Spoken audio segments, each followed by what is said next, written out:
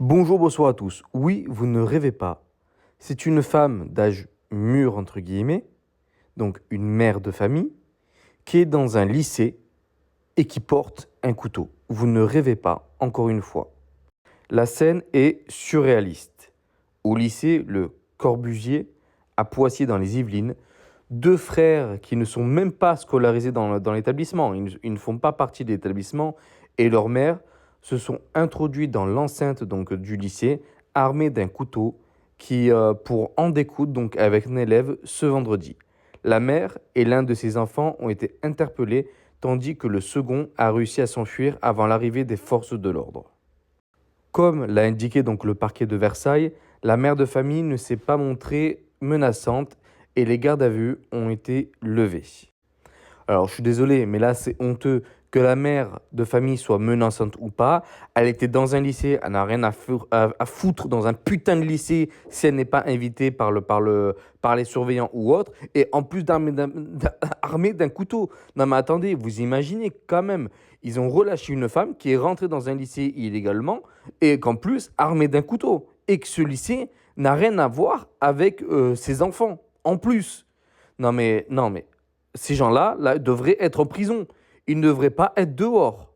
Je rappelle, c'est une femme dont ses enfants ne font même pas partie du lycée, qui rentre dans un lycée, dans ce lycée-là avec un couteau, mais elle est relâchée parce qu'elle ne s'est pas montrée menaçante. Non mais attendez, c'est du foutage de gueule quand même, hein. La scène s'étant déroulée en pleine journée de cours, de nombreux élèves ont été témoins de cet événement et certains ont été évidemment choqués. Ma fille ne se sentait pas en sécurité. Beaucoup d'élèves avaient peur de retourner en cours et certains sont même rentrés chez eux. A déploré donc auprès de CNews le président de l'association des parents d'élèves, Laurent. Alors je ne vais pas prononcer son nom parce que je vous avoue que ce nom c'est un nom type russe, donc très compliqué à dire. Donc voilà, c'est complètement honteux. C'est une mère et ses enfants qui rentrent dans un lycée qui n'ont rien à foutre de ce lycée-là parce qu'ils ne font pas partie du lycée et en plus armés et ils sont relâchés. Non mais attendez, c'est quoi ce bordel? Et après, on s'étonne qu'aujourd'hui, il y a de plus en plus de violence. C'est les jeunes qui commencent à avoir énormément de couteaux et même maintenant, les mères de famille commencent à rentrer dans des lycées armés de couteaux. Et je te disais, tu rentres pas armé d'un couteau pour couper du beurre. Il faut arrêter de se foutre de notre gueule. Et en plus, on voit bien par rapport à la tenue de cette dame, on voit bien quel type de personne elle est, de quelle origine, de quelle éventuellement religion. Voilà. Là, vous ne pouvez pas dire que c'est Madame Marina ou Joséphine ou autre qui est rentrée dans ce lycée armé. Non, là, on le voit bien.